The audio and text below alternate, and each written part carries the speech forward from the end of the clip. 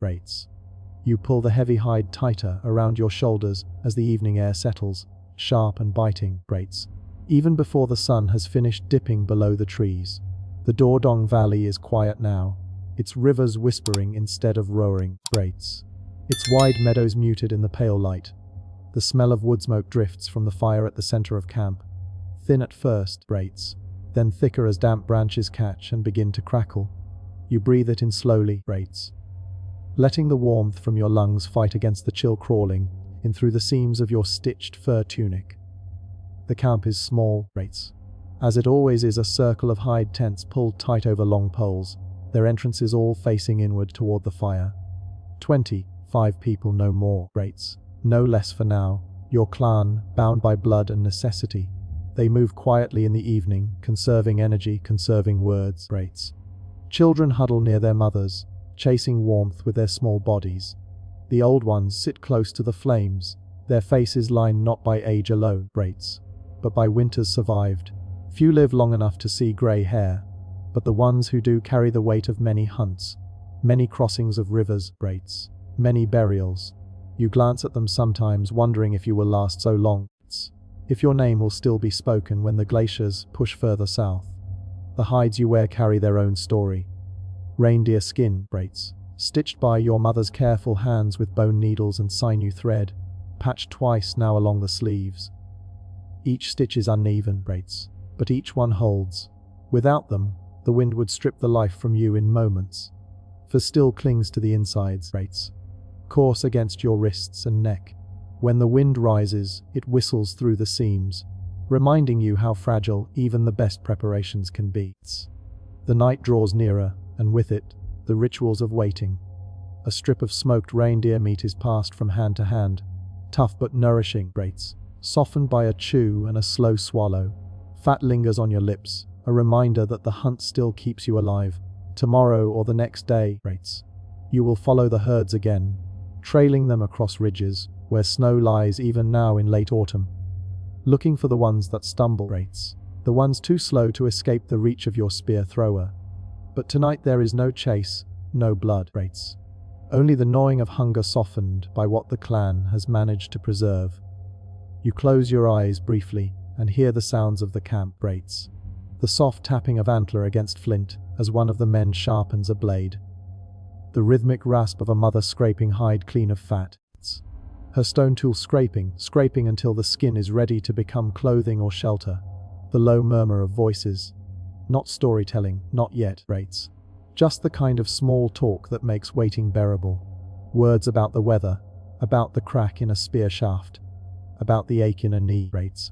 The smell of the fire deepens, resinous pine burning alongside dry birch. Smoke curls into your hair, clings to your skin, rates. Weaves itself into everything.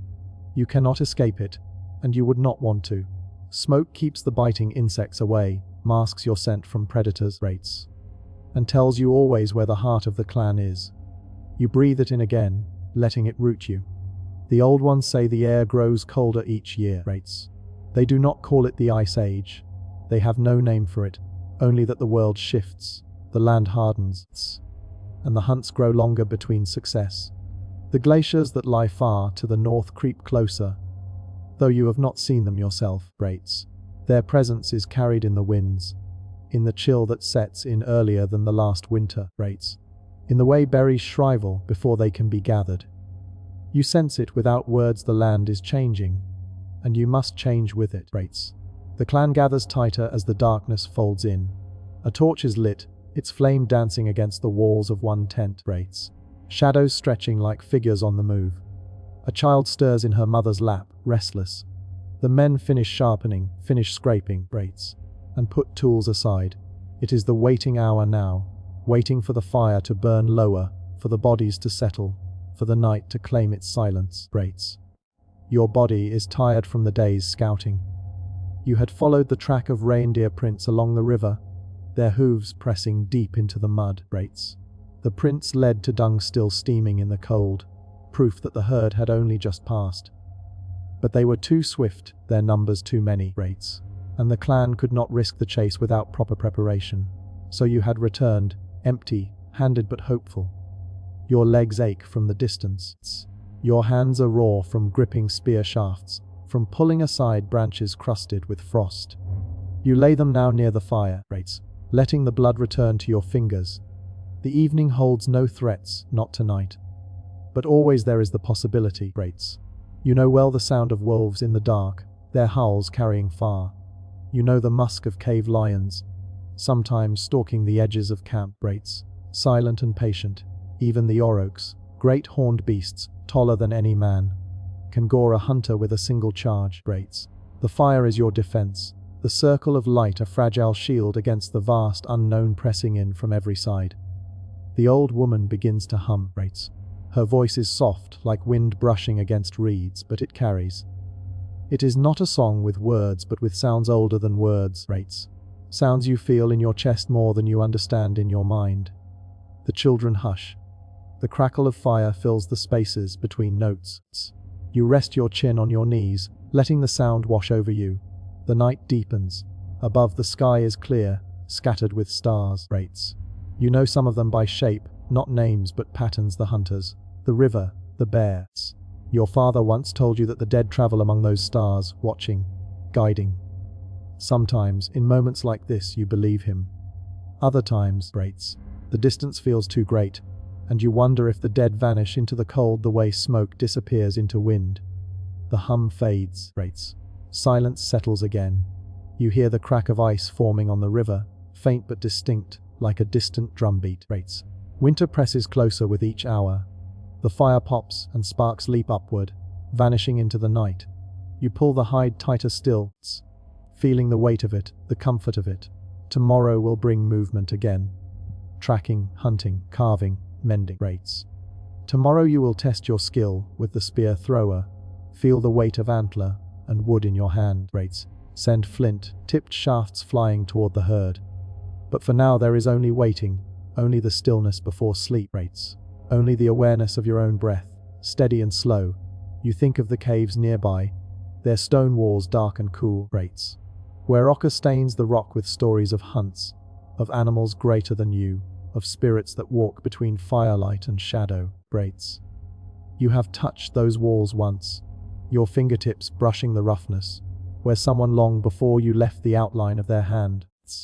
That mark remains, outlasting them, outlasting storms and winters. You wonder if someday your hand, too, will be pressed there, leaving something behind that says you lived. The fire burns lower. People shift, settle, drift into sleep. You roll onto your side, the ground hard beneath you, but softened by furs laid thick. The smoke lingers, and you let it fill your lungs one last time, The cold presses against your back, but the warmth of the fire brushes your face. Between them, you drift. The night is long, but you are not alone in it. You are with your clan, with the fire, with the stars above, with the breath of the river as it freezes, with the whisper of the forest in its waiting. You close your eyes and let the quiet take you, knowing tomorrow will ask for strengths, but tonight only asks for stillness, and so you rest. The morning comes slowly, grey and muted, the light creeping through the thin hide walls of your shelter, You wake to the smell of smoke still clinging to your hair and the taste of ash on your tongue. Your limbs are stiff from the cold ground, the fur beneath you matted, but you are used to that stiffness. You stretch, arms pressing against the curved walls, and you listen.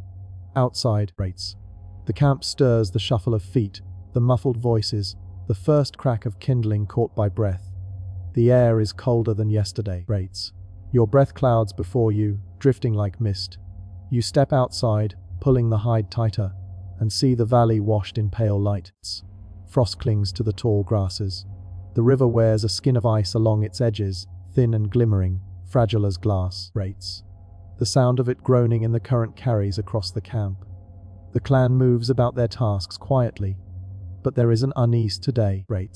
You feel it in the way people glance toward the tree line, in the way conversation dies before it begins.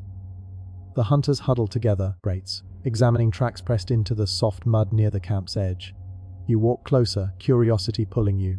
The tracks are large. Not reindeer, not horse. You kneel and see the wide circle of a paw, claws etched deep. The edges are sharp, made only last night, You know the scent that lingers faintly, musky and sharp. Cave lion. One of the older hunters squats beside you, his voice low. Rates. Too close. He murmurs, tapping the print with the tip of a flint blade. It circles us. He does not say what you both know. That lions are patient. They follow. They wait. Fire drives them back. But fire cannot burn every hour of the hunt. Your stomach tightens. The clan has lost people before. A woman 2 winters ago, Rates, pulled down on the riverbank. Her screams carried into the trees, cut short too soon. You never saw her body, Rates. You only saw the place where blood soaked into snow. The hunters stand, their faces hard. There will need to be watches at night now. Fire tended constantly. More danger, more exhaustion. Still, the reindeer must be followed. Hunger does not wait for safety. By midday, Rates, a decision is made. The herd has moved north, and so must you. The scouts returned with news: dozens of animals, antlers high, hooves striking frost. Rates. They graze in the open meadows beyond the ridge. If you move soon, the clan can follow their path, set traps and strike. Rates. It means breaking camp sooner than planned, leaving behind the half-scraped hides, the smoke, dried meat not yet finished. Rates. But the risk of staying is greater. The preparations begin. Hides pulled down from poles, folded roughly. Stone tools wrapped in bundles, slung across backs. Spears gathered, their tips checked for sharpness, shafts tested for cracks. You see your father lift the atlatl, the spear thrower, carved from antler, smooth with years of use. He tests the weight, flexes his wrists. It extends his reach, his power, making a spear fly farther than any arm could manage alone. You envy the ease with which he handles it. Rates. Yours still feels awkward, heavy in the wrong places. You are learning, but you are not yet skilled. As you gather your own bundle, a hide blanket, a pouch of dried berries, your flint knife, you hear a whisper of excitement behind the fear. A boy no older than 13 points to the sky, Rates, where birds wheel overhead. They follow the herds, he says, his eyes bright. We will find them. His hope is simple, unshaken by memory. Rates. You wish you carried it so easily. The clan moves by afternoon, leaving only the faint outline of fire, pits and trampled grass behind. Rates. The valley opens before you, wide and quiet. You fall into step among the others, the rhythm of migration familiar. Each person carries something. Poles, hides, tools, food. The old ones lean on sticks, their steps slow but steady. The children cling to their mothers, wrapped in furs. Rates. Eyes half-lidded against the cold. The path winds upward toward the ridge where the scouts saw the herd. The climb is slow. Rates. Your breath turning ragged. The air smells of pine, sharp and resinous, mingling with the sweat of those around you. Frost crunches underfoot. Rates. At the crest you pause, your chest heaving. Before you lies a stretch of meadow, wide and pale with frost. And there, movements. A line of reindeer, their heads low, tearing at the thin grass. Antlers rise like branches, dark against the grey sky. There are more than you expected. Dozens, maybe 100. The sight pulls breath from your lungs. Food enough for weeks. Hides enough for coats. Tense bindings. But the herd is restless. They shift, stamp, snort clouds of steam. They know they are watched. Beyond them, near the tree lines, something moves. Too large, too silent for reindeer. You squint. Then you see it. A shadow slipping through the grass. A cave lion. Muscles rippling beneath tawny fur, circling just as the hunters had said. It is not just your clan that follows the herds. Others are hungry too. The leader of your clan, a man with shoulders broad as oak, raises his hand. Silence falls, he speaks few words. We must wait, he says. Rates. Watch. The herd moves tomorrow. His voice is steady, but you see his eyes flick to the lion's shape. Rates. And you know he feels the weight of danger. Night comes quickly on the ridge. The fire is built high, the sparks drifting into the cold air. Watches are set, 2 at a time, spears in hand. You are not chosen tonight. Too young, still learning. But you lie awake. Rates. Hearing every snap of branch, every shift of wind. You imagine the lion's eyes gleaming just beyond the dark, watching. Rates. Waiting for the circle of fire to falter. In the silence, a sleep pulls at you, a thought stirs. The herd will move tomorrow. So will the lions. Rates. So must you. Everything in the valley turns around this need: food, survival, blood. The thought is simple. Rates. Yet it presses into your chest like a weight. You are caught in a world that never pauses, never softens. To live, you must follow. And something inside you, small but insistent, begins to wonder if there is more than following, more than waiting, more than chasing. Rates. You feel it rise like the sparks that drift upward, vanishing into the sky, a hunger not only for meat and fire, but for meaning. The clan sleeps. Rates. The fire burns low. The stars shift above, their patterns unchanged for generations. Yet beneath them, you feel the faintest stirring of change. Rates. The spark of it, fragile but real, warming you even as the cold presses in. And so the waiting gives way to something new, the beginning of the chase. Rates. The beginning of the question. The morning frost holds tight to the ground as you rise. Rates. Your breath spills into the air in soft bursts as you step beyond the circle of tents. The fire has burned low, its embers dull red, smoke drifting thin and grey. Around you, others stir, some already lifting hides, some sharpening spears. Rates. The herd waits in the meadows beyond the ridge, but so do the lions. You can feel the weight of both truths pressing down on the clan. Rates. You chew on a strip of dried meat, the fibers tough between your teeth, when you hear them, voices, hushed but tense. Rates. A small knot of hunters stands near the edge of camp. You edge closer, pretending to tie the laces of your fur boots, listening. Rates. They are too many. One of them mutters, nodding toward the meadow where antlers still drift like branches. Too many reindeer, too open. The lions will strike before we do. Another shakes his head. We cannot turn back. The valley behind us is empty. The herds move north, always north. If we do not follow, we starve. The fur spits into the frost. Rates. Better to starve slow than to be torn quick. Their words settle into your chest like stones. You have heard whispers like this before, but never so open. It is not just hunger they fear, it is death sudden and brutal. Jaws closing around flesh before a spear can be raised. Later. Rates. As the clan prepares to move, you hear your mother's voice. She speaks not to the hunters, but to your father, her tone quiet but sharp. Rates. He is not ready, she says, her eyes flicking toward you. 17 winters is not enough. His arm is strong. Rates. But his judgment, she shakes her head. Let him stay close to camp. Let him guard the fire. Your father does not answer immediately. He runs a hand along the shaft of his spear, testing the straightness, feeling for flaws. Finally, he speaks. He must learn. The cold grows harsher. We cannot protect him forever. Her lips press thin, but she says nothing more. Rates. The silence between them is heavier than words. You pretend you did not hear, but the sound of her doubt lingers, humming beneath your ribs. Rates. You wonder if she is right. When you grip your spear thrower, it feels too heavy, awkward. Not like your father's smooth ease. You wonder if your arm will falter when the reindeer bolt, when the lion strikes. As the clan moves again, the arguments continue in quieter forms. Rates. The old woman who hummed by the fire shakes her head at the sight of the ridge.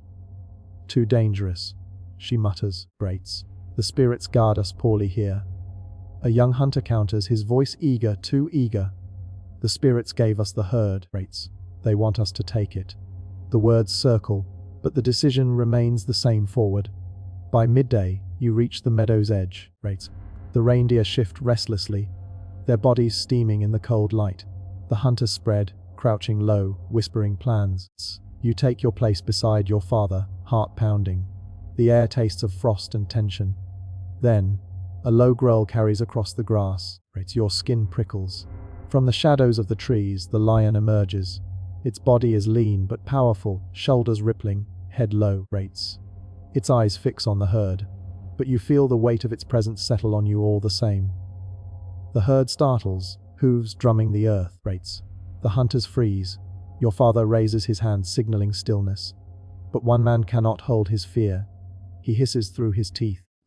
We cannot do this. It will take us all. He steps back, his spear lowering. Another joins him, then another.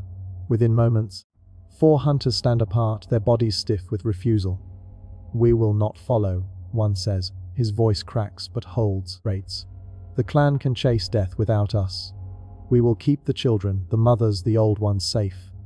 Your father's jaw tightens. His hand does not lower. If none hunt, all die, he says simply. If some hunt, some live. The meadow holds its breath. The lion paces, rates.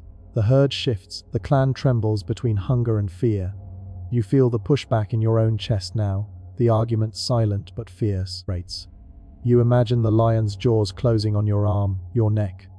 You imagine your body left in the grass, your name whispered for a while, then fading like smoke. But you also imagine the hunger if no hunt is made, bellies hollow, eyes sunken, rates.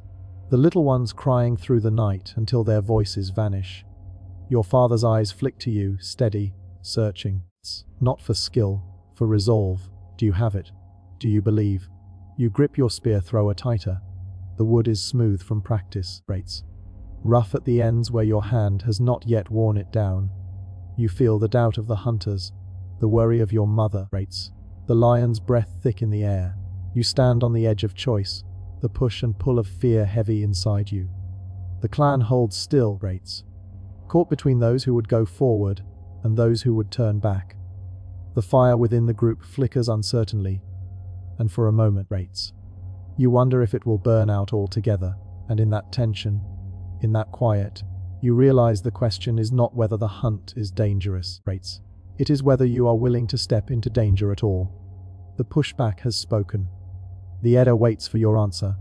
The meadow breathes in silence, rates. The herd mills in the distance, antlers swaying like a forest of bone. The lion crouches low in the grass, its tail flicking, its muscles taut, rates. Around you, the clan waits, split between those who press forward and those who pull back, rates. Even the fire of your father's eyes seems caught between the two winds. You stand at the edge of it all, rates. The cold air filling your chest until it aches. Your hand tightens on the spear thrower, the carved antler grip fitting against your palm. It is heavy, too heavy for certainty, but not too heavy for choice. The doubts weigh on you. Your mother's voice, sharp with fear, rates. The hunter's words about slow starvation, being better than a lion's teeth. Your own nights remembering screams that cut off too quickly, rates. The weight of fear presses down like snow on a branch, bending it lower, lower. But beneath it, something steadier grows, rates. Not a fire. Fires burn out too fast. Something slower, quieter, like ice thickening on a river. You know the truth, there is no safety, not here, rates, not now. The cold will not spare you, the hunger will not wait. If you turn back, the emptiness of the valley behind will claim you just as surely as the lion might. The only path is forward. The only path is risk. Your father lowers his hand at last. His voice is low, meant only for those who will listen. Some of us go, some of us guard. But the herd moves, and we move with it. The hunters nod, their faces set. Those who refused remain behind, already turning back toward the camp, rates. Their bodies stiff with their decision. You watch them go, feeling the split in your chest. One path of retreat, one path of chase, rates. You could still join them. No one would stop you. No one would call you coward. You are only 17 winters, rates. No one expects you to carry more than your years. But the thought of staying behind presses a different weight into your chest, rates. The thought of watching others go, watching them return bloodied, but triumphant, hides and meat on their backs, while you remain by the fire, rates unchanged, untested. The thought is worse than hunger, worse than fear. You breathe in the cold, sharp as stone. You breathe out slowly, letting the weight settle. You know then what you must do. Quietly, without words, you step closer to your father. You do not announce yourself, rates. You simply take your place at his side, the spear thrower firm in your grip. He glances at you once, his eyes unreadable, and then he nods. Not approval, not pride, just acknowledgement. You have chosen. That is enough. The decision is not grand, not loud, rates. It does not send fire through your veins or banish fear from your chest. It is quieter than that. It is a stillness, rates. A calm that comes from knowing you have walked into the risk with open eyes. The fear remains, but it no longer commands you, rates. The hunters begin to move, their bodies low, steps measured. You follow, heart steady now, each breath deliberate, rates. The grass is damp with frost beneath your boots. The smell of smoke clings faintly to your hair and cloak, a reminder of the fire behind, rates. Of the place you will return to if you survive. As you move, you brush your thumb against the smooth bone of the spear thrower. The antler is cool beneath your skin, carved by your father's hand seasons ago. That touch anchors you. It is more than wood, more than bone. It is lineage, skill passed down, survival shaped into form. You feel the grain of it beneath your fingers, the faint grooves worn by his grip, the new ones forming under yours. In that simple texture, you find your decision held firm. The herd waits, the lion waits, the cold waits. But so do you, now with choice in your hand. And that is enough. The morning air is colder now, the mist lifting off the river like breath. The herd has not yet moved, but it will, soon. The hunters know this, and so the hours must be spent carefully. Not in haste, but in precision.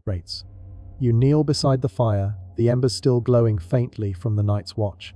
Smoke curls upward, carrying the smell of charred wood into the damp air.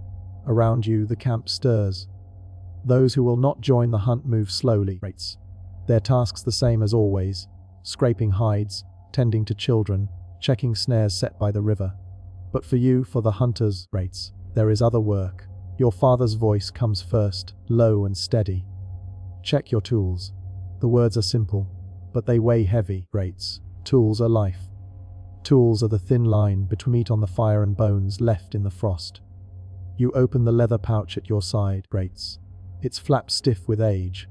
Inside rests the flint blade you napped under your uncle's watchful eye, the edge sharp but needing care. You run a finger along it, not so close as to cut, but enough to feel the edge bite at your skin. Still good. Beside it lies the spear point, hafted into wood with sinew and resin. The binding is tight, but you test it anyway, pressing your thumb against the join. It holds. You imagine the moment it will strike, bone meeting flesh, wood carrying force into muscle. For a breath, you almost see it, the reindeer stumbling, the spear lodged deep. But visions do not kill. Only readiness does. You set the spear aside and lift the atlal. The carved antler hook catches the base of your spear. The groove smoothed by seasons of use. You practice once, twice. The motion of the throw. The long lever giving your arm more power than it holds alone. The air whistles faintly as the spear arcs forward, though you do not release it. Your body remembers the motion, the rhythm. An older hunter approaches. Marn, his beard streaked with grey. His hands scarred from years of flint and bone. He crouches beside you, watching as you test the weight of the spear. His eyes are not sharp now, but soft, measuring. You hold it too tight. He murmurs, almost as if speaking to the fire rather than to you. Grip like this, and your arm will tire before the throw. The wood wants to move. Let it. He takes the atlal from you gently, his fingers rough but certain. He demonstrates. A relaxed hold, a fluid lift, a throw that ends with the body loose, not clenched. The spear arcs smooth, steady. Landing softly in the grass a few paces away, he hands it back. The lion will see you before you see it. Do not waste your strength fighting your own tool. You nod, though words feel clumsy in your mouth. Instead, you mimic his movements, loosening your grip, letting the wood balance itself. The motion feels strange, almost careless, yet the spear flies truer, straighter, even in the practice arc. Marn grunts approval, then moves on without further word. His lesson is done. Around you, the others works. One sharpens a flint blade with careful, rhythmic strikes, each chip falling like thin slivers of ice. Another threads sinew through the eye of a bone needle, mending a tear in his hide cloak. The smell of resin fills the air as your father softens pine pitch over the fire, ready to seal spear points. It is not just the hunters who prepare. Your mother kneels beside the fire, laying out strips of dried meat, smoked hard and dark. She places them in a pouch of hide, tying it shut with a knot you have seen her make since childhood. She glances up once, her eyes catching yours. There is no smile, no fear, only the same steady acceptance she has carried through every season. She ties the pouch and sets it at your side without a word. The children, too, play their part. Your younger sister gathers stones from the riverbed, carrying them in her small arms. She sets them beside the fire, where they will be heated and placed into water skins to make warmth last through the night. She does not look at you, too focused on her work, Rates. But her presence settles something in your chest. Life continues, even as you walk toward risk. The costs of readiness begin to show, Rates. Flint is chipped, and each strike may ruin a piece. Sinew is scarce, pulled from the tendons of past kills, and once used it cannot be reclaimed, Rates. Resin burns quickly if left too close to the fire. Every motion, every choice has weight, Rates. To prepare for the hunt is to accept the draining of the clan's stores. But not to prepare is worse. When your turn comes, Rates, you crouch near the fire with a length of sinew.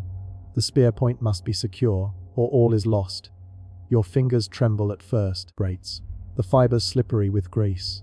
But you breathe slowly, remembering how your uncle showed you twist, pull, knot. The sinew stretches, tightens, and at last holds fast. The point is set. Your father inspects it, his eyes sharp. He tests the join with a hard tug, then nods. It will do. The words are plain, but from him they carry weight. Approval, trust, responsibility. The sun climbs higher, shadows shorten. The herd shifts in the distance, restless, their hooves clattering faintly on the frozen earth. The lion is gone now, melted back into the grass or the trees, but its absence is not comfort. It is reminder. Before the hunters gather, Rates, you take a moment to sit near the fire. The warmth seeps into your bones, the smell of smoke clinging to your skin, Rates. You pull the pouch of dried meat closer, its weight solid against your hip. You touch the atlatl again, your thumb brushing the carved grooves. Marn's words echo in your mind, let the wood move. Do not waste strength. The preparation is done. The costs have been paid in flint, sinew, resin, time. Now only the hunt remains. You rise as the hunters begin to gather. Your father lifts his spear. The others fall into place. The air grows still, heavy with waiting. The clan's fire crackles behind you. Ahead lies frost, herd, and risk. You tighten your cloak and step forward. The sun is still low, its pale light spilling weakly through the mist along the Vaisera. The fire burns steady at the camp's center, its smoke rising into the morning air, carrying with it the smell of pine resin and charred meat. Rates. This is the last warmth you will feel for a time, for beyond the camp lies the cold of stone fields and the restless herd. The hunters gather slowly, Rates, not in haste but with the gravity of ritual. Each checks tools once more, testing sinew bindings, running thumbs along flint edges, Rates, lifting spears and letting them rest against their shoulders. You mirror them, feeling the familiar rhythm of preparation slide into place, Rates. Yet beneath it runs something different now, a heaviness. It is the weight of parting. The clan knows this moment well, Rates. Though life is always a leaving, each hunt feels as though the line between return and absence has grown sharper. One misstep, Rates, one beast too swift or too strong, one spear thrown wide, and a hunter may not walk back to the fire again. Your mother approaches first. She carries no great gift, no elaborate words. Instead, she places into your palm a small stone, smooth, dark, worn by river water, Rates. You remember it from seasons past, when she pressed it into your hand as a child to keep you calm while storms howled outside the hide tent, Rates. The stone is cool, but your palm warms it quickly. Carry it, she says softly, her eyes holding yours for a heartbeat before turning away, Rates. There is no need for more. The stone is not just a stone. It is memory, comfort, a piece of the river that fed you and the fire that held you, Rates. You close your hand around it, feeling its familiar weight anchor you.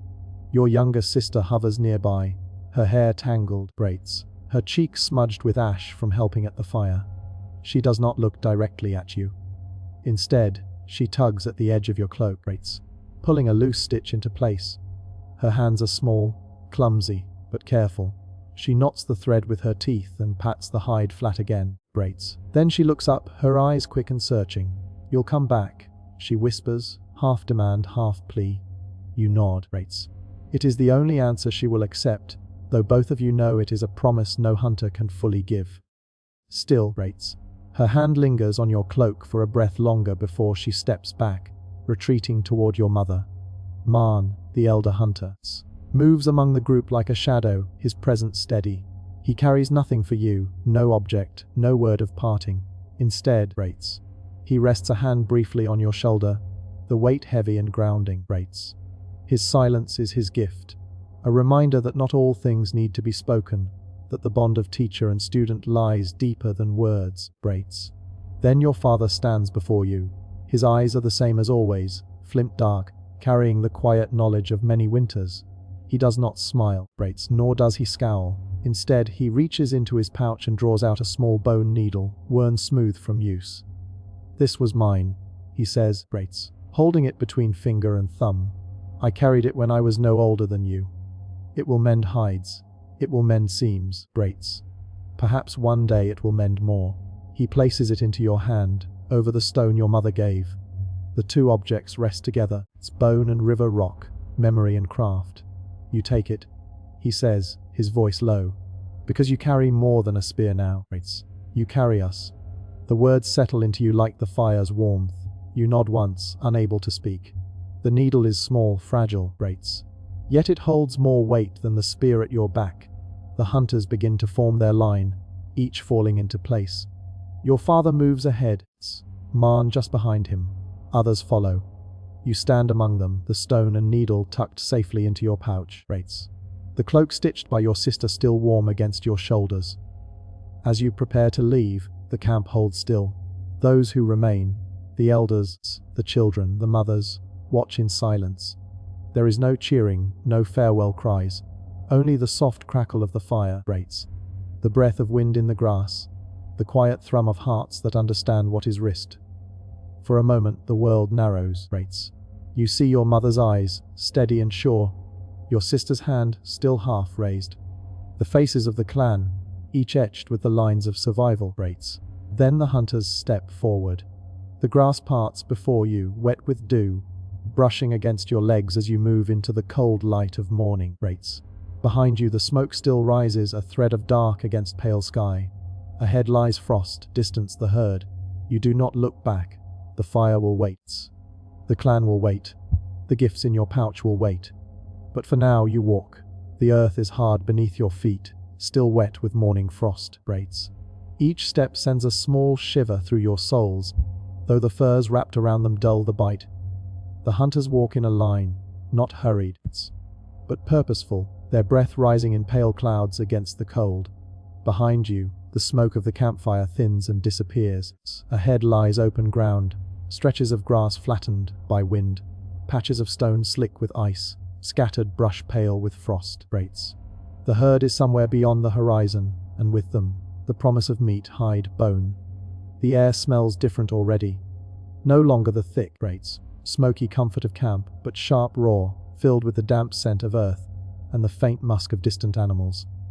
The light, too, shifts, the fire's glow replaced by the cold gleam of the sun, muted through haze. Each sound carries farther, the creak of leather straps, the click of flint against spear shafts, the low cough of one of the men. Your pouch presses against your hip, the stone and bone needle inside shifting as you move. Their weight is small, yet it steadies you.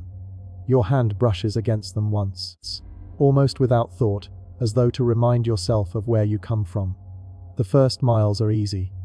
The ground is flat, the air brisk but not yet biting. The hunter's silence is unbroken, each conserving breath.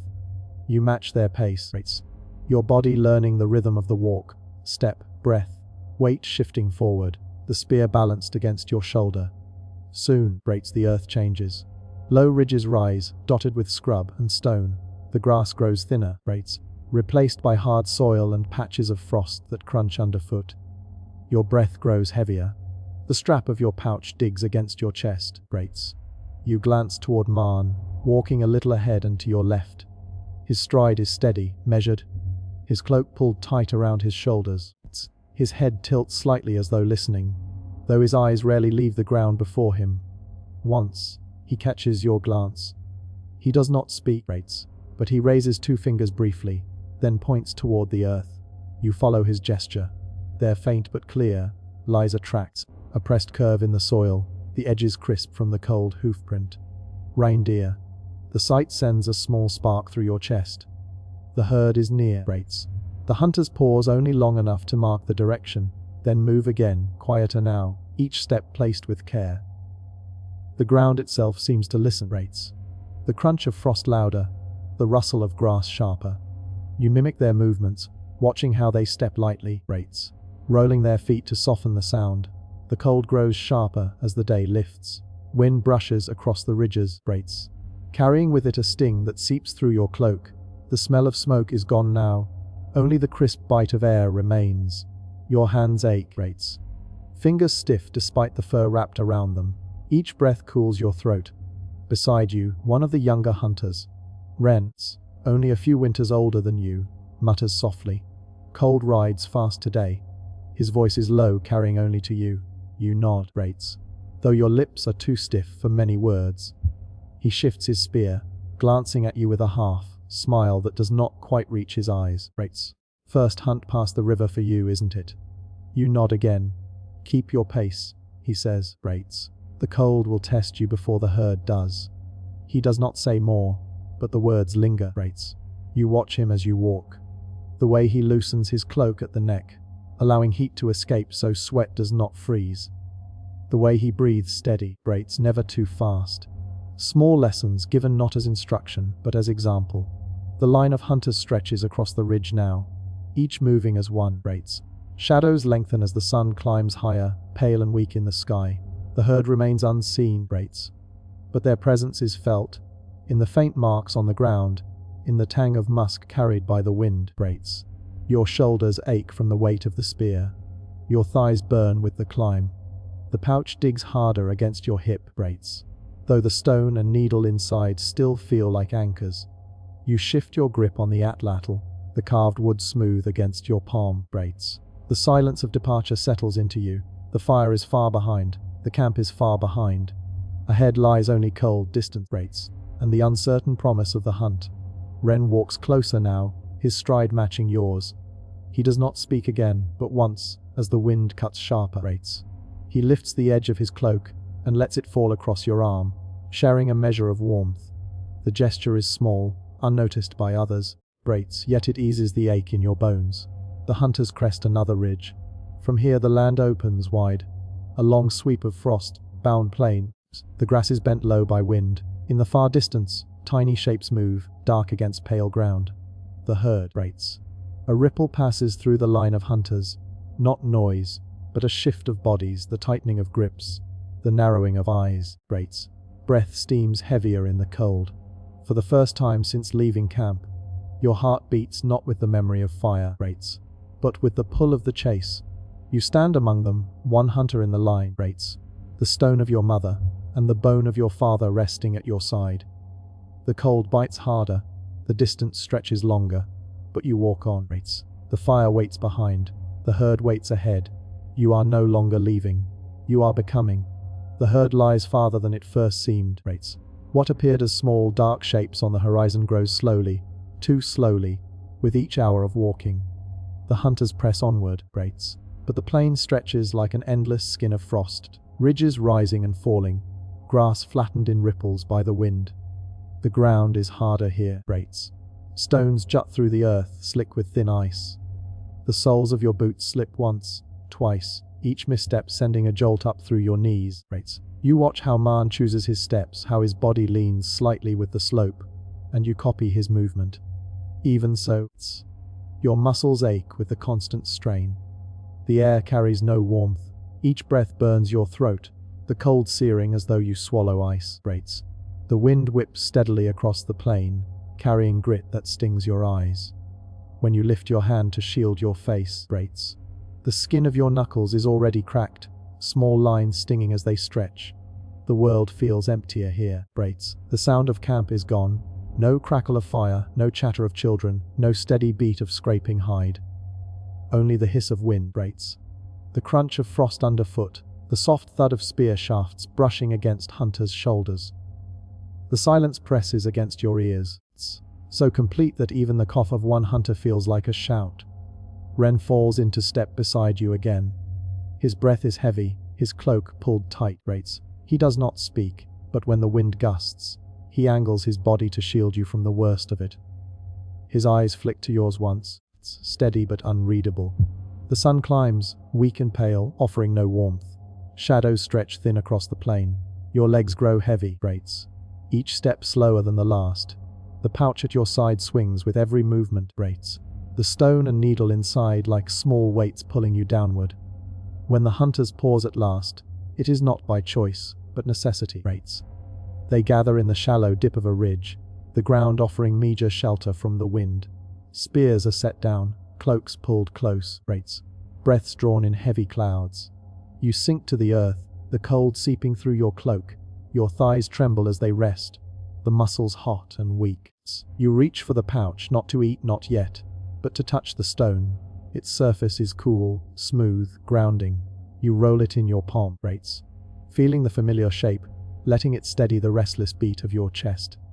Marn crouches a little apart, his eyes scanning the horizon, rates.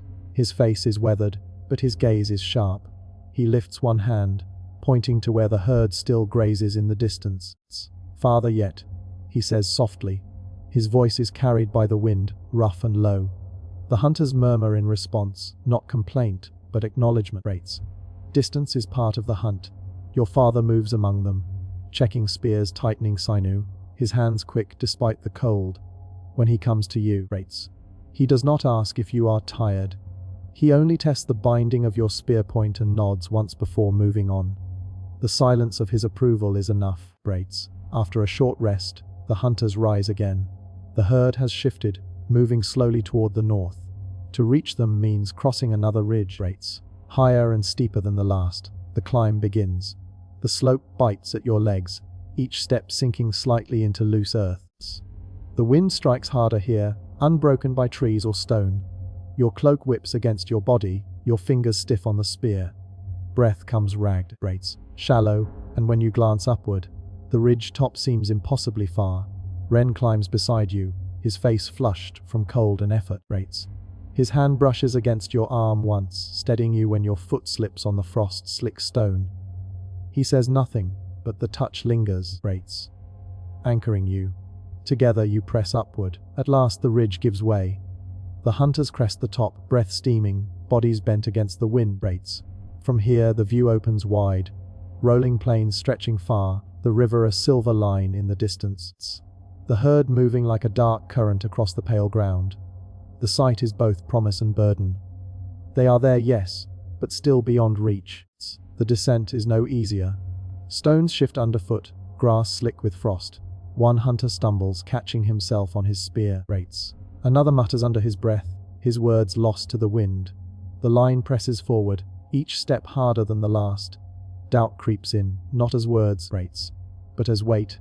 The heaviness in your legs, the burning in your lungs, the ache in your shoulders. The herd seems farther with each step, rates, not closer. The body begins to question what the heart insists upon. When the hunters pause again, the sky has begun to dim, the light softening into grey. The wind carries a new edge, sharper, colder. The herd grazes still, distant, untroubled by the hunter's slow approach. You sit once more, cloak pulled tight, hands trembling with fatigue. The stone rests in your palm again, its weight familiar, steady. You close your eyes, listening not to the wind, but to the slow, steady breath of those around you. Each hunter is tired. Each carries the same ache. Yet still they sit, and still they rise when Marn gives the signal. Doubt lingers, but it does not end the walk. The plain stretches on, the herd moves forward, and with them, so do you. The morning begins with a cough. One of the hunters, broad-shouldered, his hair bound with a strip of hide, bends low, clutching his chest as the sound rattles through him. The group slows, waiting, though no words are spoken. The man straightens again, nodding once, his jaw tight. No one questions his strength, but the sound lingers in your ears, rates. It is the first break in the rhythm of bodies moving forward. Your own chest burns from the cold, rates. Each breath feels like glass, dragged down your throat, sharp and unyielding. The air tastes of iron and frost.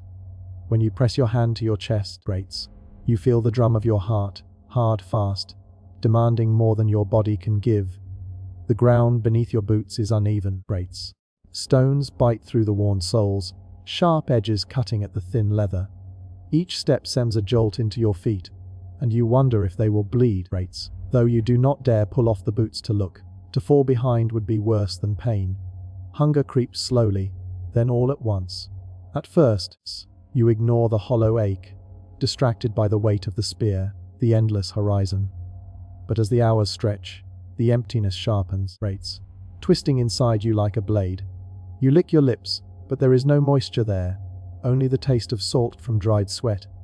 At the next pause, your father hands you a strip of dried meat from his pouch.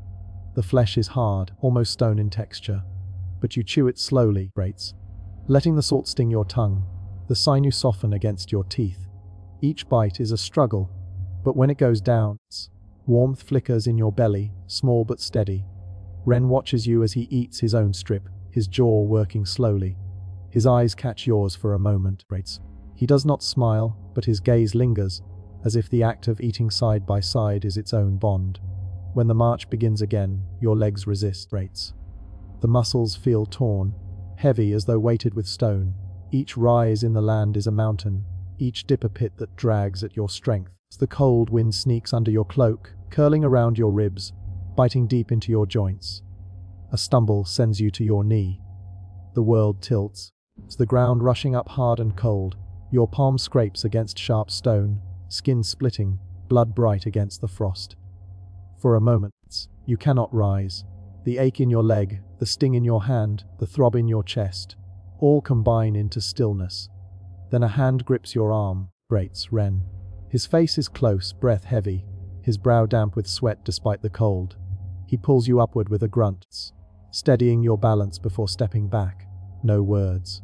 Only the press of his fingers, the strength in his hold.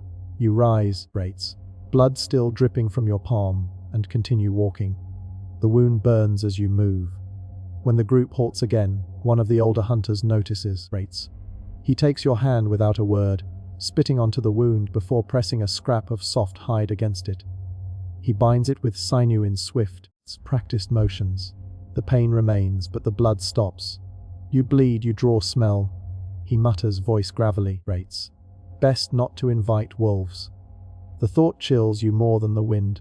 You glance toward the horizon, imagining eyes in the distance, yellow and waiting. The hunters press on. Hours pass in a blur of step and breath and step. The herd remains far, the distance mocking. Your stomach twists again, hollow and restless. The pouch at your side feels heavier with each mile, though it holds nothing more than before. At last, the hunters pause to drink. They gather by a shallow stream, the water thin and cold, flowing weakly beneath a film of ice. You kneel, cracking the surface with your spear tip, watching the shards drift away.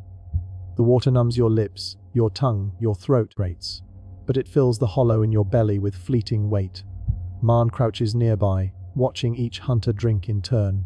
His eyes are sharp, searching not for weakness, but for those who carry too much of it.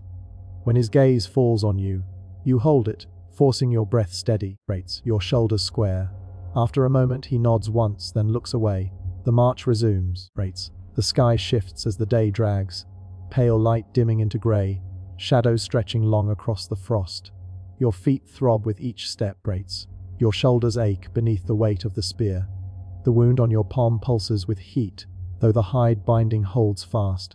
Still, you walk, Still, the herd drifts ahead, grazing, moving, unaware of the effort behind them. The hunters speak little, saving breath for motions. Only once does Marn break the silence, his voice low, steady. Step on the outside of your foot, not the inside, Save strength over distance. You try it, shifting your weight slightly, and the ache lessens. Not gone, but dulled, manageable, You glance at him, but his eyes are already turned back toward the herd. The knowledge sits with you, a quiet gift. A trick for surviving not just this march, but others to come. The plain stretches on, your body a chorus of pain, but still moving, still enduring. Night falls without ceremony. One moment the sky is grey with fading light, the next it is vast and black, speckled with stars so sharp they look like spear points flung into the heavens. The land becomes another world under darkness, the ridges and plains transformed into shapes of shadow, uncertain and shifting. The hunters choose a hollow between two low ridges, the wind breaking against their slopes. The earth here is firm, dry enough for a fire. The men set down their burdens without a word, their movements practiced, deliberate. You kneel with Wren to gather brush and splintered branches. The wood is brittle, some pieces grey with rot, but enough remains solid. Together you place the sticks in a narrow cone, dried grass at its heart. One of the older hunters crouches beside it, striking flint against stone, until a spark leaps into the dry fibers. Breath feeds it, brates, coaxing it to life until a flame licks upward, timid at first, then bold. Fire. The hunters draw close around it, bodies forming a rough circle, brates. The warmth does not banish the cold, but it pushes it back, a fragile wall of heat against the encroaching night, brates. The air smells of smoke again, familiar, grounding, a reminder of camp far behind. Your belly twists with hunger, brates. The dried meat from earlier is long gone, leaving only emptiness. The hunters pass what little remains among them, strips of sinew, brates. A few dried berries, a scrap of marrow scraped from bone. You chew your share slowly, making each bite last, though it barely fills your mouth, brates. The fire crackles, casting light against the hunters' faces. Shadows shift and dance on their furs, their eyes glowing in the flicker. Conversation is sparse. A few words traded in low voices. Observations about the herd's direction, the strength of the wind, brates. The need to rise before dawn. Wren sits close beside you, his cloak brushing against yours. His breath steams in the firelight, his hands stretch toward the flames. He glances at you once, then lowers his voice. First night feels longest, he says. After, brates. You stop counting. You nod, though your throat is too dry to answer. The hunters arrange themselves for sleep in a wide circle, the fire at its center. Cloaks and furs pulled tight, spears within reach. Two remain awake, brates, their silhouettes sharp against the firelight. The night's first watch. You lie beside your father, the smell of smoke and hide thick around him, brates. His breath is slow, steady, his body warm, even through the layers. The ground is hard beneath you, every ridge of stone pressing into your back, brates. But the fire's warmth touches your face, and your eyelids grow heavy. Sleep comes in fits. The cold creeps in whenever the fire lowers, brates, waking you with shivers. Shadows shift across the ridges, and each time you open your eyes, you expect to see movement. Wolves, lions, brates, or shapes darker than either. Once you wake to the sound of voices, low, urgent, near the fire. Two of the hunters stand, spears in hand, brates, eyes fixed on the ridge above. You hold your breath, heart thundering. The others stir, hands reaching for weapons. Then, nothing, brates. Only the wind across stone, the whisper of dry grass. Whatever stirred the hunters is gone. Slowly, bodies relax again, though no one speaks of it, brates. You roll onto your side, the pouch pressing into your hip. The stone, the needle, anchors even here, in the fragile shell of firelight. You touch them briefly, reassurance against the vast dark beyond. The night drags. The fire crackles, dies, is fed again, brates. The stars wheel silently overhead.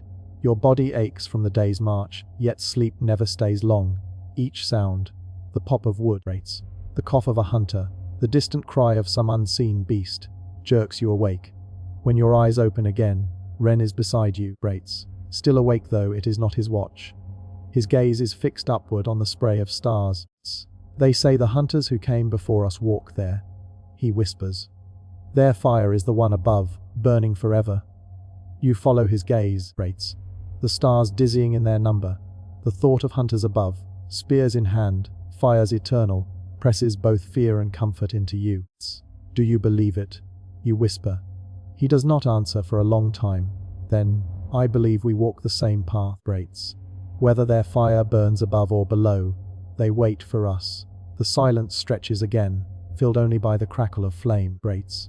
Your chest tightens with both the vastness of the world and the closeness of his voice. At last, exhaustion drags your eyes closed. You sleep again, brates. Fitful but deeper this time, your body surrendering to the fire's warmth. When dawn comes, it is not with color but with grey. The fire is ash, brates. The hunters rising stiff and slow.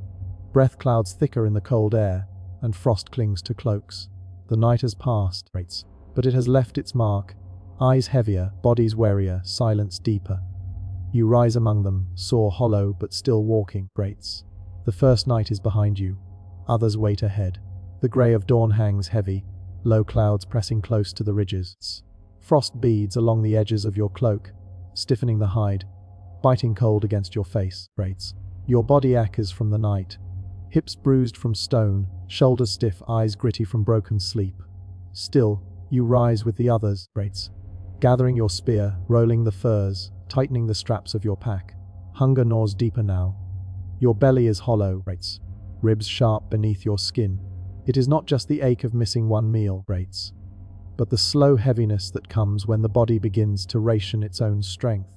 Around you, the others wear the same look, lips cracked, movements slower, silence stretched taut.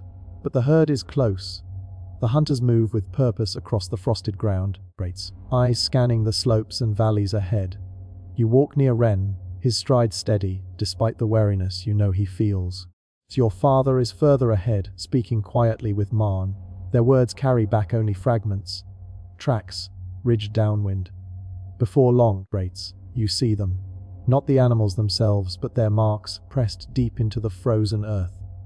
Hoofprints wide and clustered, leading north along the river's curve. Some fresh, edges still sharp, others softened by frost, showing that the herd has been passing this way for days. You crouch beside one print, brushing away the rime with your glove. The depth is telling, heavy bodies moving in number. The hunters gather, studying the trail, nodding in agreement. Ren leans close. Reindeer, many, not far. His voice carries a flicker of energy, of life pushing back against hunger.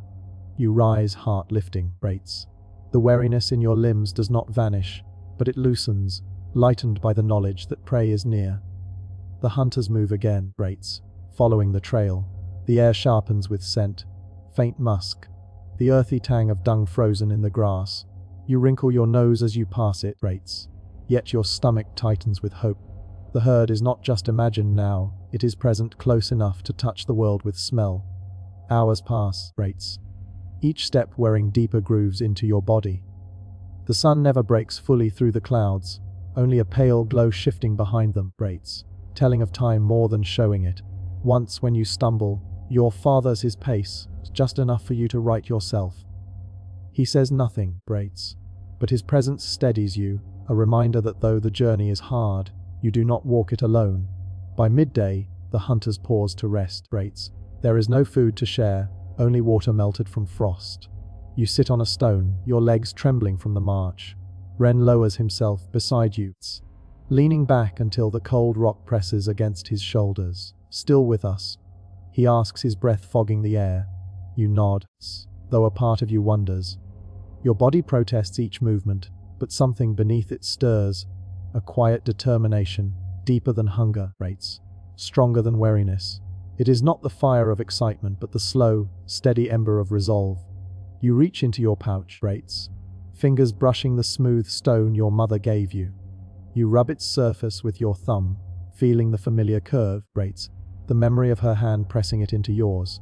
The stone is unchanged by hunger or cold, It is a reminder that you endure not only for yourself but for all who wait by the fire. Ren notices your hand at the pouch but does not ask. Instead, he tips his head back, eyes on the sky. First hunt wears us down, he says quietly. But it also shapes us. Weak ones turn back, Strong ones learn to walk again. His words are not boastful. They are steady, as though he repeats something he once heard from an elder. You feel their weight settle into you, anchoring the restless ache of doubt. When the hunters rise again, you rise with them. The pain in your legs has not lessened, nor the emptiness in your belly. But something has shifted. Each step is no longer just a burden. It is a choice, renewed again and again. Through the afternoon you notice more than before. The rhythm of the hunters' strides, the way they breathe into their cloaks to warm their faces. The flick of a bird startled from brush, a flash of white against grey. The sound of distant ice cracking as the river shifts beneath its frozen skin. Nature speaks in small ways, and you begin to listen. The land teaches patience, the herd teaches silence, and hunger teaches focus. By dusk, the hunters find another hollow to make camp. This time you help more fully, gathering not just wood but arranging stones in a ring, learning how the fire holds longer when shielded from the wind. When the flames take, your chest swells faintly with pride. Not loud, not grand, but real. Later, as you lie close to the fire's warmth, Ren whispers a word of approval. Good work. Fire will last longer now. You say nothing, only nod, though inside you feel the ember of resolve glow brighter. The night is as cold as the last, but you meet it differently. Your body is wary, but your mind carries a quiet rhythm step. Breathe, endure. The stone in your pouch presses against your side, a reminder of hands that wait. Ren's voice echoes in memory. Weak ones turn back. Strong ones learn to walk again. And you begin to believe it. The morning comes hard and brittle, the air so cold it stings when you breathe. Frost grips every blade of grass, every edge of stone, until the land itself seems carved from ice. Your legs are heavy from the march of the days before, but there is no question of rest. The herd moves, and so must you. The hunters rise in silence, shouldering packs and spears. Your father speaks briefly with Marn before the group turns north again, following the curve of the river. The wind has shifted, colder from the east, carrying a faint sting of snow. It presses against your face as you walk, drying your lips, cracking them until they bleed when you lick them.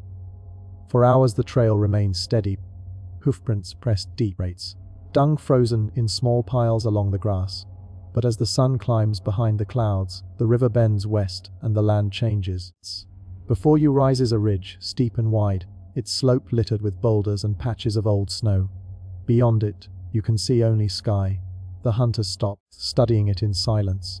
You count the distance in your head, at least 200 paces to the crest, maybe more. The rocks sharp and shifting under each step. Packs weigh heavy, each burden close to 20 kilos. Hides, tools, flint, spears. To climb is to risk a fall. Yet there is no path around. Marn's voice breaks the quiet. We climb. No one argues. To turn back would mean days lost, the herd far ahead. So the hunters begin. You press your hands to the stone, cold biting your skin through the hide wrappings. Each step is deliberate, boots finding purchase between rocks slick with frost. The pack pulls at your shoulders, dragging you backward. But you lean forward, pushing against the slope. Your breath rasps, clouds rising with each exhale, chest burning from the strain. Above you, Ren moves with a steady rhythm, his long limbs giving him reach on the uneven ground. He glances back once, his face tight with effort but calm, a signal for you to keep close. You do. Halfway up, your legs tremble, the weight threatening to pull you down. You pause, pressing your chest against a rock, clutching at a crack with frozen fingers. The stone scrapes your skin, leaving shallow cuts. The ache in your thighs spreads like fire, demanding you stop. But you look up and see your father, already higher, his silhouette steady against the pale sky. His pack is heavier than yours, closer to 25 kilos, yet his stride does not falter. His endurance is a lesson without words. You force your legs to move again. The climb takes more than an hour, each step carved from will as much as muscle. Your breath comes ragged, the cold air tearing at your lungs. Stones shift and clatter beneath you, echoing down the ridge. Once, a hunter slips, sliding several paces, before catching himself with his spear driven into the ground. The sound of stone striking stone rings sharp in the stillness. At last the crest nears. You pull yourself onto the ridge, hands raw, knees bruised. The wind greets you at the top with sharp force, colder here, stronger. You rise to your feet and look out. The land beyond is vast, a plain stretching for miles, broken by patches of snow and thin forests. The river winds below, glinting faintly through the grey light. And there on the horizon, dark specks move slowly in a line. The herd, your chest tightens at the sight. They are at least 2 miles away, their bodies small from distance but unmistakable. Dozens, maybe hundreds, moving together across the plain. The hunters stand in silence, watching. For days you have followed only signs, prints in earth, dung frozen, scents carried on the wind. Now the animals themselves are visible. The goal is no longer imagined. It breathes, it moves, But between you and them lies the plain, exposed, open, with little shelter. To cross means hours of steady marching, weighed down by packs, the cold biting harder with every step. To pause here would risk losing them again. Marn lowers his spear. We go, No turning back now. And so you descend the ridge, your legs shaking from the climb, body weary but spirit sharpened. The plain swallows you, rates. The wind has no barriers here, nothing to soften its edge. It cuts through hide and fur, slipping beneath your cloak until your bones ache with chill. The ground is uneven, scattered with frozen mud and brittle grass. Each step sends shocks of pain through your knees, but you press on. Hours pass, rates. Your throat is raw, your stomach hollow. The herd remains distant, never closer, always just at the edge of reach, rates. The hunters move with grim determination, each footstep a refusal to stop. Once when you stumble, Ren offers his arm without a word. His grip is firm, his eyes steady. He helps you rise, then releases you, both of you moving on as though nothing passed between you. Yet the memory of his hand lingers, warm even in the cold. By late day, the hunters pause at a thin line of trees along the river. The water here is half frozen, ice crusting its edges. They kneel to break through with stones, filling skins with the frigid water. You drink, the cold burning your throat, shocking your body back into sharper awareness. The herd is still ahead, but you know now that you are within reach. As dusk begins to fall, you glance back at the ridge behind you. Its sharp spine cuts the sky, black against grey. Beyond it lies the campfire you left, the hollow where your sister knotted your cloak. The faces of those who watched you go. To cross back would mean climbing again, retracing days already spent, watching the herd vanish into distance. There is no return. The hunters know it too. It hangs in the silence, in the steady press of their steps. The plain has taken you, and only the hunt will release you. That night, the fire burns weakly against the open wind. You huddle close, the stone and bone needle in your pouch pressing into your side. Anchors in a world that feels vast and cold. Hunger claws at your belly, sharper than ever, but resolve hardens too. You lie awake, the herd's distant shapes burning in your mind, the knowledge of what lies ahead steadying you. The threshold has been crossed. The only way now is forward. The world outside is white silence. The storm has pressed down like a giant hand, smothering sound beneath its thick weight of snow. The flurries no longer fall in light flakes, but drive sideways in long ribbons. Each gust a sharp knife of ice that claws at the skin. You stay inside the cave, where warmth is guarded like treasure. The fire has burned all through the night, fed by branches gathered days before. The flames move like dancers, leaping and curling. Their orange light painting the stone walls with restless shadows. You sit near it, cross-legged, pulling your furs closer, while others of the clan huddle together in silence. The storm outside is fierce, but inside, a stillness holds. The firelight flickers across faces you have known every day of your life. Wrinkled elders with eyes like river stones. Wary mothers clutching children, hunters with scars deep as the valleys carved by ice. Each face looks older in the light, older than flesh itself, as though the fire pulls forth the ancient spirits that dwell inside every person. A log shifts, sending sparks into the air. They rise and vanish into the smoke, hole above, gone before they can catch. You wonder, as you often do, whether the sparks are like souls, brief flashes of light, rising from the earth, then disappearing into darkness beyond. Across the fire, your uncle sits with his hands spread before the heat.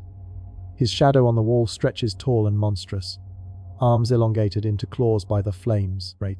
He notices you watching and grins, making a face, turning the shadow into something even more grotesque. The children giggle, forgetting their hunger for a moment, their fear of the storm outside. It becomes a game. One by one, clan members lift their hands, their spears, their furs creating shapes in the firelight. A bird flapping, a wolf with snapping jaws, a reindeer bending its head to graze. The shadows stretch and merge, dancing together across the cave walls, mingling with the ancient ochre marks left by your ancestors. Somewhere between the firelight and the painted bison, between the shadows and the real flesh of your kin, something stirs inside you, a feeling that the two are the same, that the walls hold the breath of your people, alive in stone. Your grandmother speaks, her voice low but steady, carrying through the chamber. Fire is alive, she says. It eats, it breathes, it grows. It dies if we do not feed it. And like us, it leaves behind ashes, bones of its body. Remember this, Brates. We are not so different.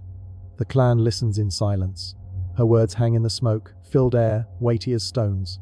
You feel them sink into you, Brates, finding a place beside all the other lessons etched into your memory. How to track, how to strike, how to carry the clan's stories. Later, Brates, when the fire has quieted to glowing embers, you lie back against your rolled furs, staring at the cave ceiling, Brates. The storm outside moans like a great beast, but in here, you hear only the crackle of coals, the soft breathing of your kin, the faint drip of melted snow. Your eyes drift shut. Behind your lids you see the shadows still dancing. Wolves, horses, men, spirits, Brates. They flicker and shift, merging until you cannot tell where one ends and another begins. The fire has drawn them together, Brates, making one great story that lives in the space between light and dark. You breathe slowly, you drift, and the storm rages on, Brates. The night after the collapse is long. Snowdrifts heap against the stones at the cave mouth, pressing in like slow, moving waves. Brates, the fire inside burns low, fed sparingly with what wood remains. Its glow barely touches the walls. Shadows stretching into dark corners where cold seems alive, creeping closer with every gust of wind. You sit curled near the flames, Brates. Cloak wrapped around your shoulders, every muscle atching. Your hands still tremble from the weight of stone and ice, Brates, from the memory of how quickly the mountain can turn against you. Breath rattles in your chest, raw and shallow, Brates, but it is breath still, and that alone feels like a gift. Others stir in silence. Your cousin tends to the fire, Brates, coaxing sparks with flint against steel. Sparks scatter, catch, and at last a flame blooms, licking at the dried moss tucked between the sticks. The smell of smoke swells sweet and sharp, a balm against the icy air. Without fire, there is no tomorrow, tonight. You remember that truth with every crackle. Your hands work slowly, stiff and numb, to repair what was nearly lost. The spear shaft that splintered is mended with sinew and patience, its point reset with sharpened flint. Beside you, Brates, another hunter twists strips of hide into rope, their movements steady, deliberate, a rhythm against despair, Brates. These small acts feel larger than themselves. Each knot tied, each tool restored, is a promise that the story does not end here, Brates. The cold presses harder as the night deepens, and hunger gnaws sharp at your belly. But then one of the elders draws a scrap from their pouch. It's dried meat, thin and tough, saved for the worst of times. It is passed hand to hand, bite to bite. The taste is smoky, bitter, but it steadies you. The sharing is as nourishing as the food itself. Slowly, a warmth spreads not just from fire, but from the closeness of bodies, Brates. The huddle of your people, shoulders pressed, furs overlapping, breath mingling in the narrow space, becomes a shield stronger than any wall of stone. Outside, the wind moans like a restless spirit. Inside, Brates, there is silence but for the fire's low crackle and the heartbeat you feel in your own chest. When sleep finally comes, Brates, it does not come with dreams of fear. It comes with the soft exhale of smoke rising to the cave roof, Brates, with the rhythm of your kin breathing beside you, with the knowledge that you endured.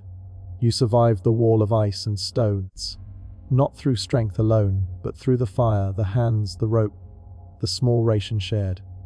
And so the night ends not with triumph, but with breath returning, a long, steady breath, and the quiet promise of another dawn. The storm has passed, Brates, but the world it leaves behind feels changed. Snow lies heavy across the valley, thick and untouched, a pale sheet stretching into distance, Brates. The air is clearer than you have ever seen it, the sky sharpened to a blue so cold it almost seems to cut. Breath rises in silver plumes. Every step crunches deep, the weight of winter pressing beneath your feet. The clan stirs slowly from the cave. Fire has kept you alive, Brates, but fire alone cannot fill empty bellies. You rise with the hunters, pulling on layers of stitched hides and fur, Brates, the smell of smoke and tanned leather clinging to them. The spear thrower rests in your hand, smooth from use, Brates, carved with shallow lines of reindeer antler, marks made not just for strength, but for memory, Brates.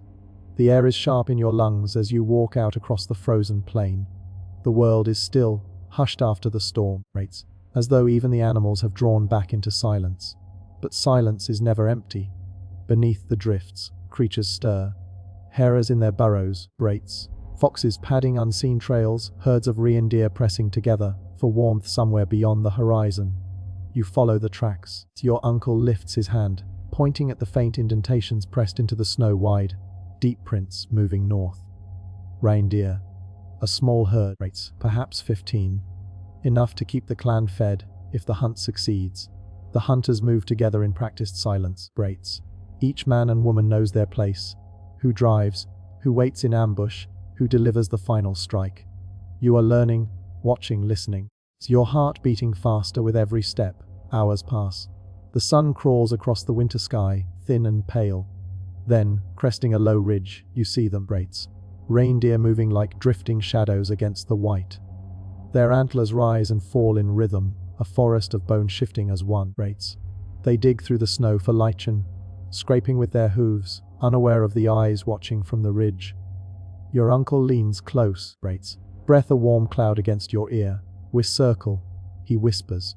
His hand gestures wide, splitting the hunters into two arcs. One group to drive, braits. One to wait. You move with the drivers, stepping lightly, circling downwind so the reindeer will not scent you. Every sound feels too loud, braits. The crunch of your boots, the crack of a branch beneath snow. But the herd keeps feeding. Then the signal comes, a bird call, sharp against the air. The drivers move forward, shouts breaking the stillness, arms raised, spears flashing in the sun. The reindeer startle, heads jerking, braits. Snow exploding beneath their hooves as they bolt forward, straight toward the waiting hunters. The world becomes a blur of motion, braits. Reindeer surge past, their bodies steaming, the ground trembling beneath their weight. Spears fly, long shafts whistling through the cold air. A cry rises as one finds its mark. A young bull stumbles, blood dark against snow. Another crashes down, legs folding, antlers gudging the ground, braits. You run forward, arm trembling as you lift the spear thrower. The weight feels heavy, your breath ragged in your chest. You hurl, braits. The spear flying farther than your arm alone could ever send it. It strikes, grazing along the flank of a doe. Not a kill, braits, but enough to mark her for the others. The herd scatters, vanishing into the whiteness as suddenly as they appeared. Silence falls again, braits. Broken only by the labored breathing of the hunters, the muffled cries of the wounded animals. The clan gathers quickly. The bull lies still, braits. His life gone, steam rising faintly from his body. Your uncle presses a hand to the bloodied flank, whispering words you do not yet understand. A ritual of respect, of exchange, life given for life. Knives of flint flash. The work begins swift and efficient. Hide is cut, meat divided. Sinew set aside for thread and bowstrings. Nothing is wasted. The smell of iron and musk fills the air, rich and heavy, braits, mingling with the clean bite of snow. You kneel beside the fallen bull, your hands red to the wrist. For a moment, braits. You feel the weight of it all. The vast herds that roam the earth. The endless winter pressing down. The fire that waits in the cave, braits. The hungry mouths of your people. You feel small and yet part of something immense. The hunters tie the meat into bundles. Heavy loads slung across shoulders. The walk back will be long, but spirits are high. Food means survival. Food means one more day, one more night. One more story told by the fire. As you lift your share, the blood stiffening against your fur, you look up at the horizon, braits. The snow glitters like a sea of stars beneath the sun. And for just a heartbeat, you imagine the world will never end, braits. The march through snow and silence ends not with triumph, but with a slow recognition you have reached the place your elders spoke of. The valley opens like a wide bowl, its rim dusted with frost, its floor crossed by the dark line of the river. Smoke rises faintly in the distance, braits, curling against the pale sky. It is not your clan's fire. At first you think it may be Neanderthals, braits. Their traces still linger in the hills, stone hearths abandoned, bones cracked for marrow, tools sharper than you first expected. But as you draw closer, the smell of burning wood and fat drifts across the air, and then voices, high, low, many at once. Not Neanderthal throats, braits. Human voices like your own. The other band camps at the river's bend.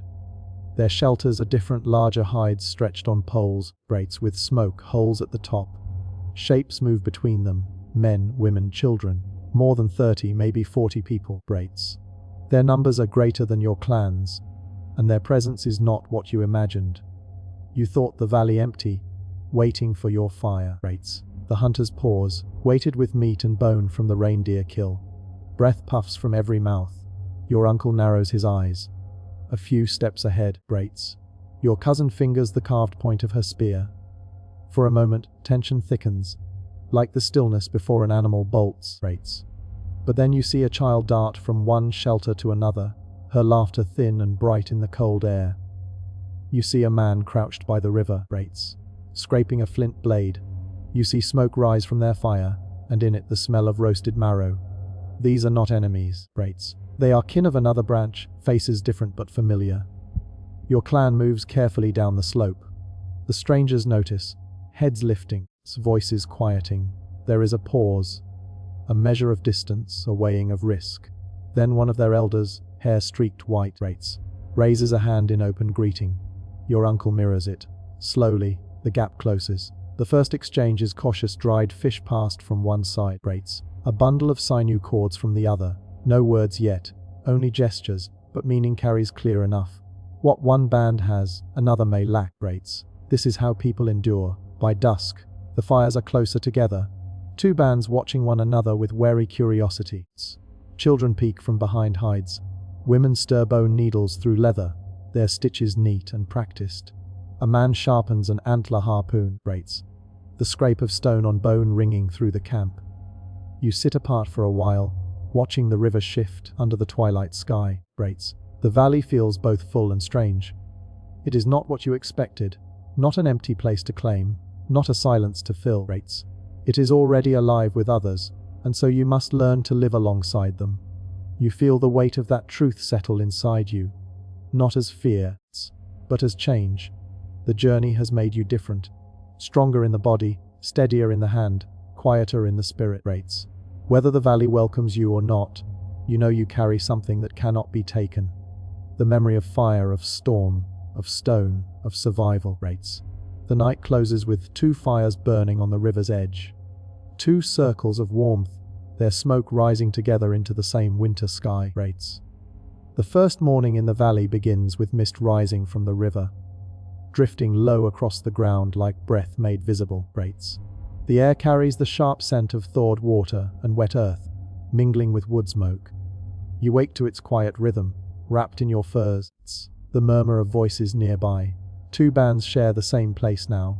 The first hours are cautious, a circle of watching eyes and slow gestures, grates. But the tension softens as the day unfolds. Their children chase one another through the frost, their laughter breaking what silence remains, grates. Their hunters return with fish caught by bone, tipped spears, the silver bodies glistening, and they lay them by the fire without demand, grates. Your clan answers with strips of reindeer meat, roasted slow until the fat sizzles. It is in the work that bonds begin to form, grates. You sit beside a man older than your father, watching the way he fits flint to a core of stone, striking with precision so thin blades leap free like sparks from rock. He shows you once, then waits, silent, as you try. The rhythm feels awkward at first, but soon the edge sings under your strike, sharp and true. He nods, and though you share no words, grates. Respect passes easily between you. Later, a woman from their camp sits with your aunt. She holds a bone needle polished smooth, its eye small and fine, threaded with sinew. Together they stitch thick hide into a cloak, their fingers moving with practiced speed, grates. You study every motion, the push, the pull, the knotting at the edge. One day, you will carry these skills not just for yourself, grates, but for those who come after. By midday, the two fires burn closer, drawn together like branches woven into one frame. Songs drift across the camp, grates, low and steady. Not your people's melodies, but familiar enough. You join in, hesitant at first, until the rhythm carries you. Around you, grates. Others hum, sway, clap hands against hide drums stretched taut. The valley holds the sound and gives it back, grates, echoing through the cold air as if the land itself listens. That evening, you teach in return, grates. A boy no younger than 12 holds his first spear, thrower awkwardly. You show him how to grip, how to balance, how to feel the weight of stone and wood before the cast. His throw goes wide, sinking harmlessly into snow, but his grin widens as if he has struck the heart of a beast. You remember your own first clumsy throw, and you smile too. As the fires burn low, you sit with your kin and their kin alike, close enough to feel the warmth of both circles. The world has not grown smaller by sharing, it has grown larger. Where once there was hunger and silence, now there is food, song, and the beginning of trust. In the hush of night, as the stars shine sharp above the valley, you understand your name is carried not only by your blood, but by the hands you have helped and the voices you have joined. You are no longer only the boy of your own small bands. You are becoming something wider, a keeper of fire, a sharer of skills, a thread in the greater weave of people. The river whispers below, steady and endless, as though reminding you that life flows on, always finding its way forward. The night comes without fear, For the first time in many moons, you feel no need to listen for the snap of branches or the distant part of wolves, The valley hums softly with two fires burning side by side, and their smoke threads upward like twin prayers to the sky. A meal is shared, The reindeer meet your clan, carried is set on sharpened sticks, roasting over the flames. The other band brings fish from the river, their silver skin blistering and curling in the heat. The smell of both mingles, rich and savory, drifting across the camp until even the oldest among you, who rarely smile, let the corners of their mouths soften. Hunger eases, but more than that, so does the weight of the long journey. You sit among the circle, warmth pressing against your face, while frost still bites at your back. A child leans against your shoulder, drowsy from food and firelight, her small breath steady, When her mother reaches to take her, she does not stir. You feel the quiet trust in her sleep and let it rest there. A gift you had not expected, Later, when the flames burn lower, one of the strangers takes a piece of ochre from a pouch. Its red dust clings to his fingers as he leans toward a flat stone propped near the fire. With careful strokes, he marks lines, a curve, a branching shape, then dots that fall like snow. Others watch in silence. Slowly, the lines become the suggestion of antlers, the sweep of a reindeer's head. Not a full painting, not the grandeur of the cave walls, but enough to stir something deep in your chest, Your cousin whispers. He draws the herds, and you nod. It feels like more than drawing. It feels like a remembering, a carrying forward, You think of the stories told by fire, of voices passed from elder to youth, and now you see that even stone can hold memories. As the picture takes form, the air in the circle changes. Some hum softly, a rhythm like hoofbeats, others close their eyes, seeing perhaps not just the drawing, but the great herds themselves, moving across frozen ground. For a moment, hunger, fear, and weariness fall away, There is only the glow of fire on red stone, and the breath of your people joined with theirs. When the song fades, silence follows, deep and full, You realize you are smiling, not with triumph, but with something quieter. A warmth that comes from being part of more than survival, A warmth that feels like belonging. That night, when you curl beneath your furs, the stars sharp above the cave mouth, you do not dream of danger or loss. You dream of antlers sweeping wide across an endless sky, of red lines drawn in firelight, of voices humming together like rivers that have found their meeting. And for the first time, your body and spirit both rest, not from exhaustion, but from peace. The valley settles into rhythm. Days pass with the steady work of survival, scraping hides, sharpening blades, setting snares along the riverbank. Nights gather around firelight, two bands slowly weaving into one. Yet as the moon waxes and wanes, you find yourself drawn often to the edges of camp, where silence waits and the land itself seems to listen. One evening, you climb the low slope above the river. Frost crunches beneath your boots, and your breath drifts pale into the air. The fires below flicker small and golden, their smoke trailing upward, while the sky above opens wide, crowded with stars. They shine so sharp and countless they feel almost close enough to touch. You lie back in the snow, the cold seeping through your furs, and let your eyes wander the vastness. It is here that memory comes. Faces rise from the dark, the hunters who turned back long before the valley rates. The elder whose breath failed during the blizzard. The friend whose laughter still echoes though their body lies far behind rates. You count them not in numbers, but in the weight they left within you. Each loss is a stone carried, yet also a light, guiding, steady. It's impossible to forget. Your fingers trace a piece of carved bone you keep at your side. It was given to you before departure rates, etched with shallow lines that catch the firelight when you hold it close. You think of the one who pressed it into your palm rates, of the warmth of that farewell.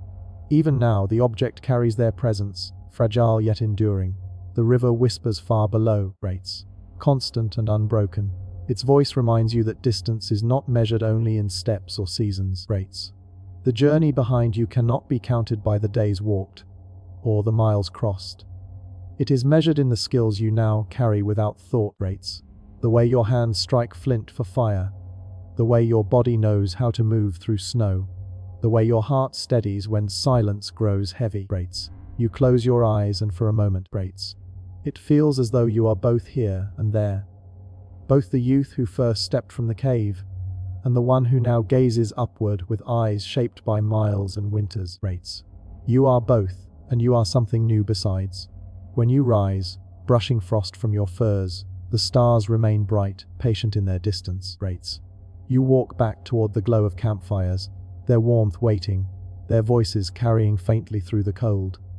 The night holds you gently rates, as though reminding you that the story is not yet done, only changed. The night comes quietly. The fires burn low rates, embers glowing like small red eyes in the dark, their warmth lingering even as the flames fade. Around you, the camp rests rates. Some murmur in their sleep, others lie still, their breaths rising and falling like the tide of the river below. The air is cool on your skin rates, touched with the faint scent of smoke and pine. You draw the furs closer, feeling their weight settle across your body. It is a weight not of burden rates, but of comfort, like the hand of kin pressed gently on your shoulder. Beneath it your muscles soften, the ache of long miles easing at last rates. The sounds of the valley are steady and kind water moving over stone, the distant call of an owl, the crack of frost splitting in the trees rates. Each sound reminds you that the world endures, and so do you. Your thoughts drift back, not with sharp edges now, but like leaves carried by water rates. You remember the first nights of hunger, the cold storms that pressed hard against your bones, the weight of loss. But alongside these rates, you remember the gifts, the fire lit in darkness, the rope mended by patient hands rates, the song that rose from strangers' voices and became your own. Together they form the shape of your journey, not one of conquest, but of belonging rates. You breathe in deeply, the cold air filling your chest, the exhale slow and warm.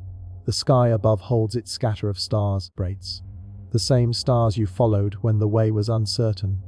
They shine steady, as though they have always been watching rates, as though they will watch long after your footsteps are gone. For a moment, you imagine the river itself as a blanket, its sound wrapping around you, flowing endlessly, carrying your story onward. You are part of it now, the fire, the stone, the snow, the song. Not separate, not alone rates, but folded gently into the weave of life. Your eyes grow heavy. The last thing you feel is the warmth of the earth beneath you rates, the softness of fur around you, and the steady rhythm of breath that belongs to you and to all who rest nearby.